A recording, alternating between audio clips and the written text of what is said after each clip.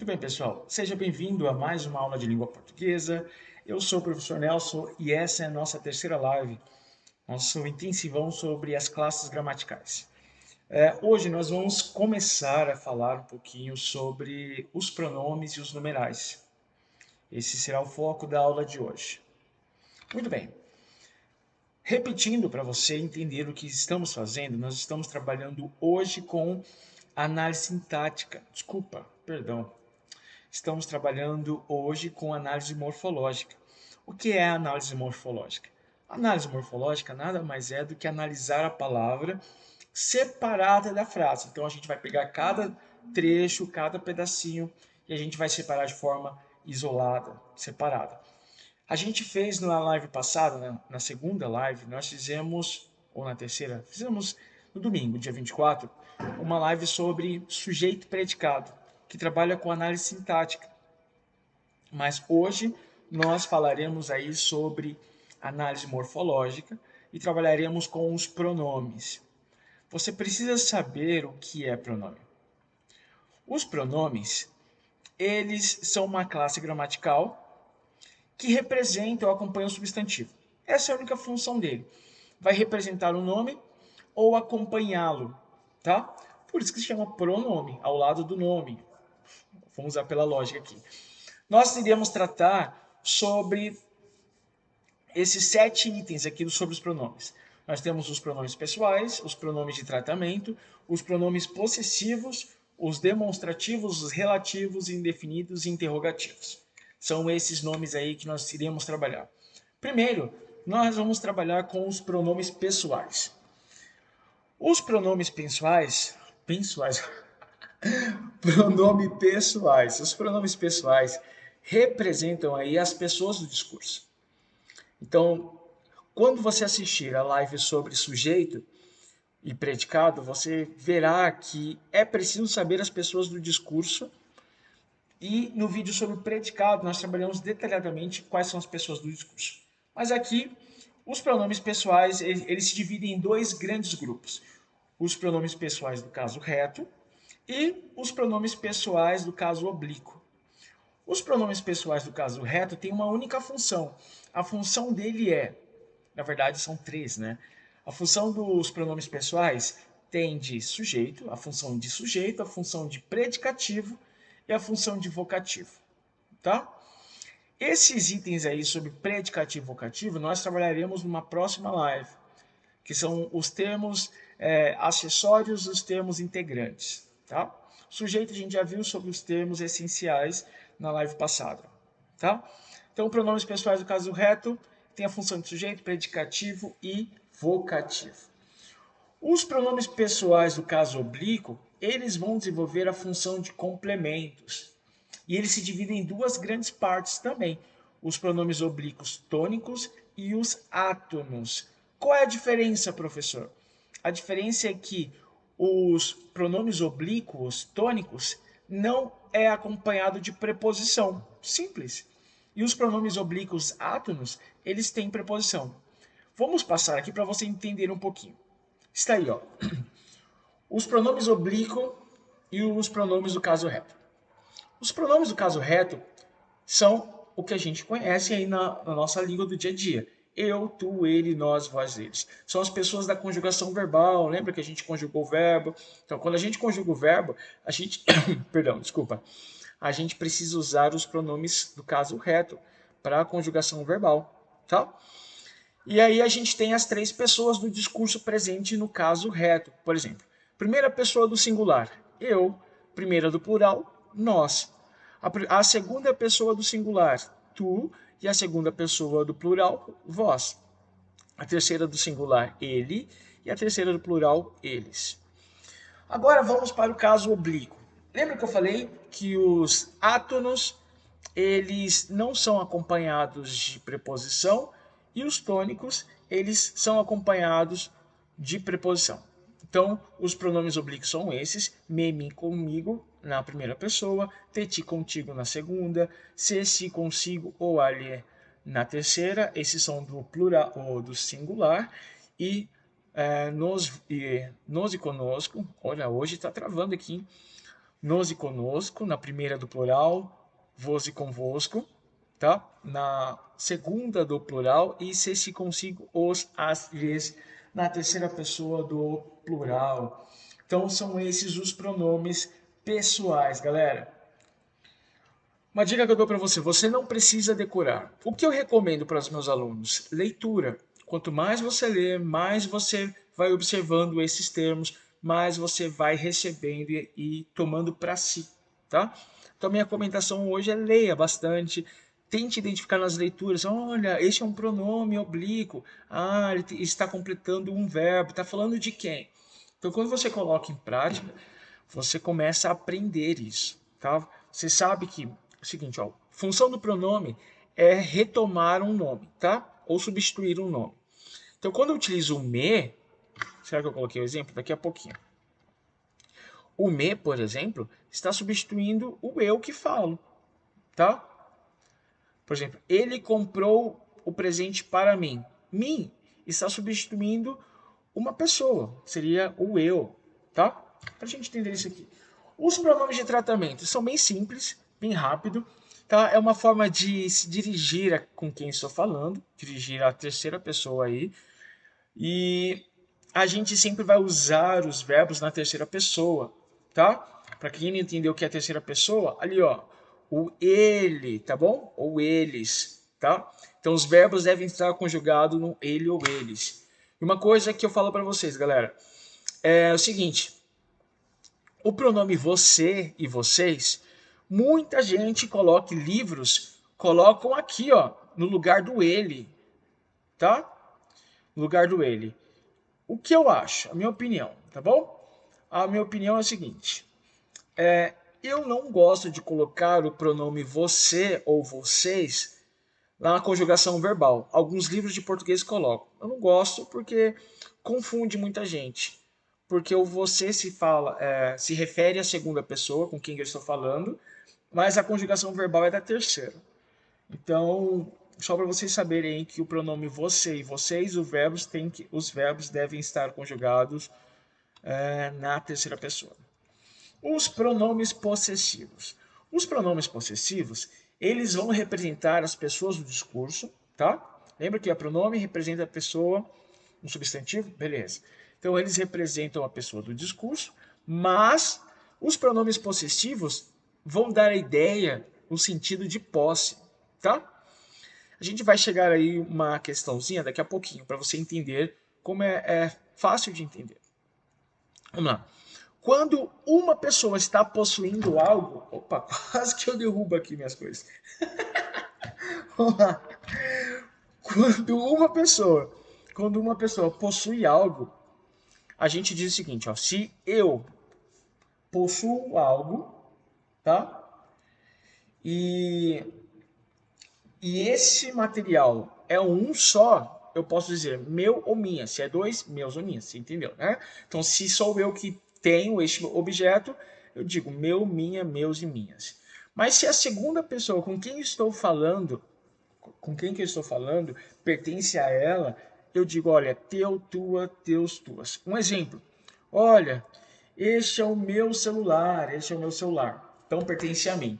E vamos dizer que esse celular pertencesse a você e a gente estivesse conversando aqui agora. Então eu falei assim, olha, empreste, por favor, o teu celular. Olha aí. Então quem está possuindo é você, tá? Você é a segunda pessoa com quem estou falando. Quando o objeto, algo pertence a uma terceira pessoa, ou seja, de quem nós estamos falando, então eu digo seu, sua, seus e sua. Eu digo assim, olha, o teu pai pegou o seu carro. Quando eu falo seu, a ideia quer dizer pertence a ele, tá?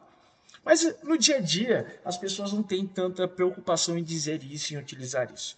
Mas quando quem possui algo está numa quantidade maior de pessoas, tá? Quando tem mais de um possuidor, como diz aí, a primeira pessoa é nosso, nossa, nossos, nossas.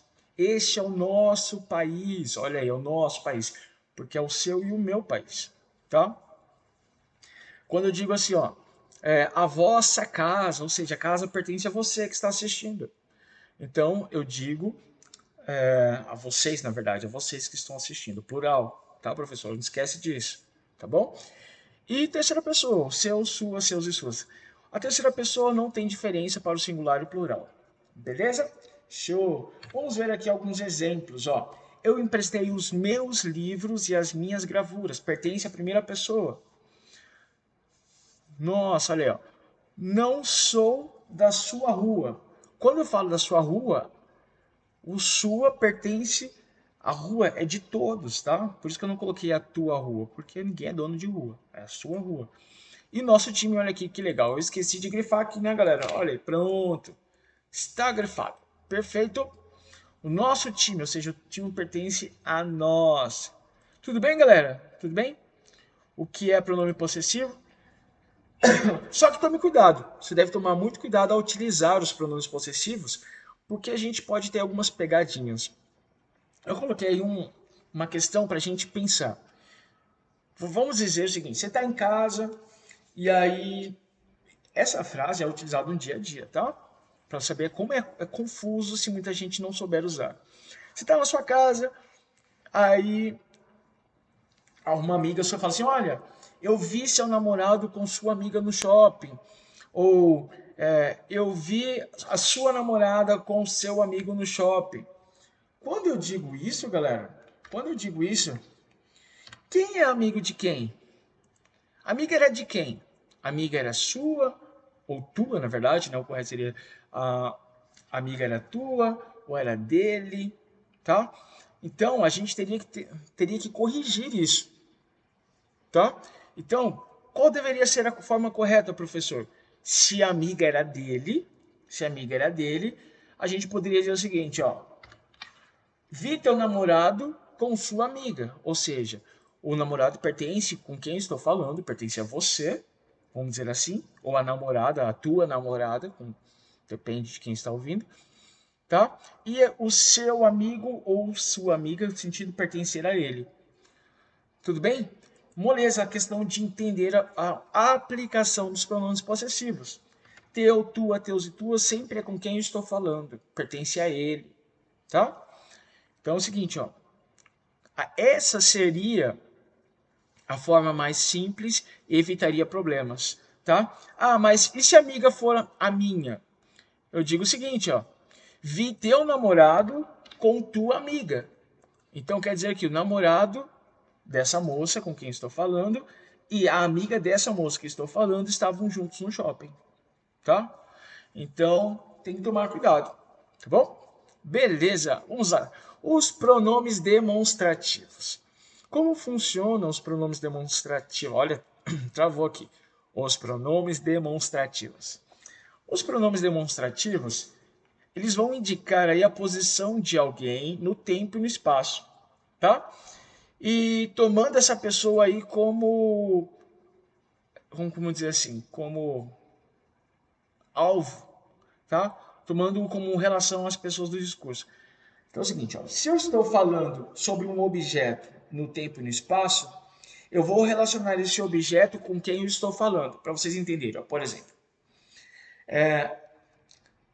antes disso, não posso esquecer, os pronomes demonstrativos eles podem ser variáveis, ou seja, eles mudam a palavra, tá? Por masculino ou feminino, singular ou plural, como é o caso de este, esta, estes e estas, tá? A segunda pessoa, esse, essa, esses e essas, e a terceira pessoa, aquele, aquela, aqueles e aquelas.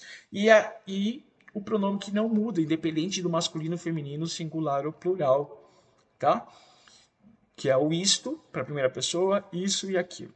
Vamos entender? Isso aqui, ó. Para a gente entender, olha, esqueci de novo aqui, professor, hein? Que lindo, professor. Maravilhoso. Vamos lá. Para você entender o que eu disse aqui, ó, indica a posição do ser no tempo e no espaço em relação às pessoas do discurso, é simples. Quando eu digo o seguinte, ó, esta caneta que está comigo é azul, ou seja, a caneta está próxima ou com a pessoa que está falando. Se o objeto está próximo ou perto de alguém que está falando, eu uso o pronome demonstrativo este celular, ó, este celular, tá? Porque pertence a mim, está perto de mim, tá? Mas quando a caneta está com alguém com quem estou falando, está perto de quem estou falando, então eu vou utilizar o pronome essa caneta. Por quê? Porque se você voltar aqui, ó, o essa, esse, essa, esses, essas, o objeto em que eu vou demonstrar, indicar, está próximo àquele com quem estou falando. Mas quando eu digo o seguinte, ó, aquela caneta que está ali é do professor, ou seja, aquele objeto não pertence a mim nem a você, mas pertence a uma terceira pessoa. Então, quando pertence a uma terceira pessoa, esse objeto, e eu vou demonstrá-lo, apontá-lo para você, então eu utilizo aquela caneta. Entendeu? Para a gente finalizar aqui, ó. Está comigo, eu vou falar desse objeto que está comigo, esta. Se esse objeto não está comigo, mas está perto de você, ou está contigo, então eu falo assim, olha, essa caneta aí, você pode me emprestar, tá? Entendeu? E quando esse objeto ou alguém que eu estou querendo apontar, indicar para quem eu estou falando, mas não está do nosso lado aqui, eu falo, olha, aquele menino, lembra? Aquele terceira pessoa e tal. Beleza? Agora a gente vai para os pronomes relativos. Alguns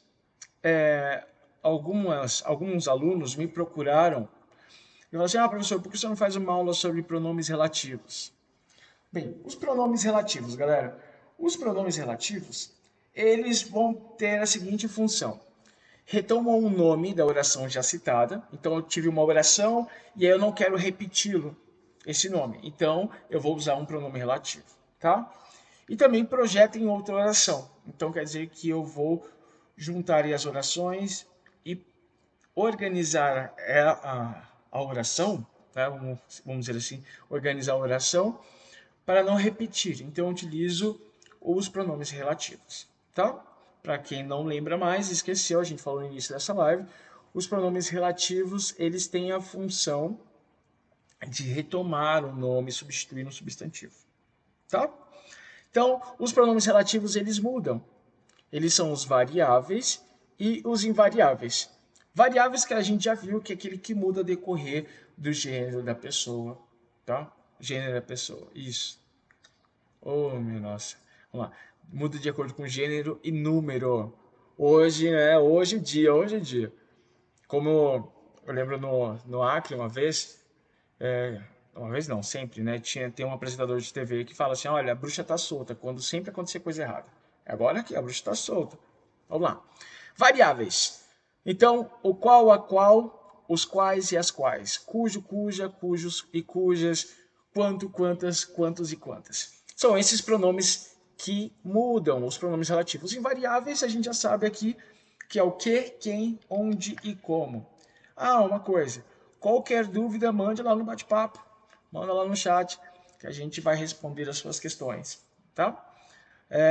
Outra coisa, não deixe de compartilhar esse vídeo com seus colegas, deixar o seu like aí, tá? O professor deu uma errada, ela falou assim, olha, o professor errou, manda lá esse vídeo, pode mandar, o professor errou, olha aqui, vamos assistir. Beleza, manda lá, tá?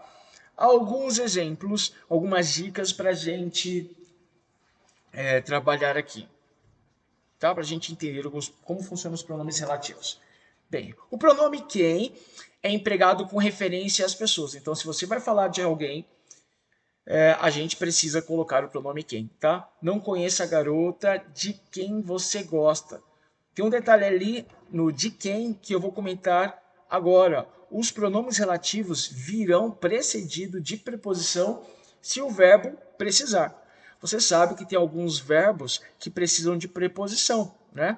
Referência a algo, tá? Gostar de, beleza? Obediência a alguém, ir a algum lugar. Então, os verbos precisam de preposições, alguns verbos, tá? Então, se esses verbos precisam de preposição, eu preciso colocar as preposições também junto do pronome. Então, não conheça a garota de quem você gosta. Professor, mas o conheço não tem a preposição de, mas o gosta tem, tá? O gosta tem preposição, tá bom? Muito bem. Voltando aqui, ó, o gostar, como eu falei, gostar precisa da preposição. Eu gosto de algo. Então, este é o autor de cuja obra gosto. Tá? Terceira regrinha. Quando possuir o antecedente, ou seja, tiver algo antes, precedente, antes, o quem é empregado com preposição. Como assim, professor? Lúcia era a mulher a quem ele amava. Esse a quem é como se a gente tivesse dividido essa oração em duas, tá? Primeiro, Lúcia era a mulher, ponto. Ele amava Lúcia. Entendeu a função do pronome? Ele está substituindo Lúcia. Mas como eu tenho Lúcia antes do pronome quem, então eu preciso colocar aí a preposição, tá? Lúcia era a mulher a quem ele amava. O pronome que também pode ser empregado como referências às pessoas e a coisas. Então, não conheço o rapaz que saiu. Voltando aí, ó, o que está substituindo o rapaz, tá? Não conheço o rapaz, ponto, o rapaz saiu. Tá bom? Essa é a função dos pronomes. Quando o pronome quanto é empregado após os pronomes indefinidos. Então, nós veremos daqui a pouquinho os pronomes indefinidos. E já sabe, ó, quando tiver um pronome indefinido, eu sempre preciso usar o pronome quanto. Um exemplo aí, falou tudo quanto queria, tá? Sexta dica. Onde pode ser usado, ou seja, o pronome onde, pode ser usado. Vamos lá. Foco aí, professor. O pronome onde pode ser usado sem antecedentes e indica lugar. A gente já sabe que o onde sempre vai indicar lugar. Então, fique onde está. A gente já falou na live anterior sobre o pronome onde, que se eu colocar com uma preposição, vamos mudar aqui, ó. Se eu colocar, olha que lindo, professor, você está confundindo. Aê, professor, vamos lá. Vamos entender aqui, ó. Se eu colocar o aonde, vamos colocar assim, aonde, eu preciso dar uma ideia de movimento, tá? Ideia de movimento. Então aqui, ó, fique em casa. O onde está indicando que o rapaz está fechado. Fique onde está. Tá? Em casa, onde que eu fico em casa? Quando eu digo fica onde está, quer dizer que ele está parado. Mas eu poderia dizer o seguinte. Iremos, vou colocar aqui. Iremos aonde? Perceba que aqui nós temos a ideia de movimento, tá? Então, onde pode ser usada aí para indicar, dar uma ideia de lugar. Muito bem. Vamos para o item 7, galera. O pronome relativo, como, ele é sempre usado, sempre usado não, né? Ele é usado como... Falhou aqui, ó, a memória. Vamos lá. O pronome, ele é utilizado para indicar o modo, a maneira, tá? Não entendo a maneira como ele se comporta. Esse como aqui, galera, esse como, eu posso substituí-lo aí na forma como ele se comportava, forma, maneira, o modo, tá? Então, o pronome relativo como vai indicar, exprimir, expressar todas as expressões aí de modo, beleza? Agora é o seguinte, qual é a regrinha para a gente utilizar o que e o qual, tá? A gente precisa saber aí a regrinha, o que e qual. Quando que eu vou utilizar cada um deles? Prontinho, vamos lá. É simples, moleza. Você precisa saber o seguinte, na preposição, a gente já teve uma live sobre preposição, assista lá o que é preposição, veja no canal também, tem um vídeo específico sobre preposição. Quando a minha preposição for uma monossílaba, quando a preposição é monossilábica, o que é monossilábica? Só tem uma sílaba. Uma sílaba. Para quem não sabe o que é sílaba, são duas letrinhas juntas assim, ó. Tá? São duas jeitinhos. Beleza. Quando a minha preposição é monossilábica, ou seja, tem uma única sílaba, eu vou utilizar o quê? Tá? Quando a minha preposição tiver mais de duas sílabas, duas ou mais, na verdade, tá? Eu utilizo o qual. Por exemplo, ali, ó. Estas são as ferramentas de que necessito. Olha aqui, ó. Monossílaba, duas letrinhas juntas aqui, ó, monossílaba. Então eu utilizo que necessito. Agora, este é o móvel sobre o qual, olha o sobre aqui, ó, duas sílabas aqui, galera, ó. Essa preposição, sobre o qual foi colocado o vaso. Então, Professor, quando que eu vou usar o que e o qual? Simples. Uma única sílaba, o que. Mais de uma sílaba, o qual. Só que tem um detalhe. As preposições sem e sobre, elas são exceções a essa regra. Eu lembro dos meus professores de matemática que diziam, olha, toda regra tem exceção. Então, essa regra também tem exceção. A preposição sem e sobre, eu utilizarei com o qual, tá? Isso aqui é a regra aí principal para você saber utilizar.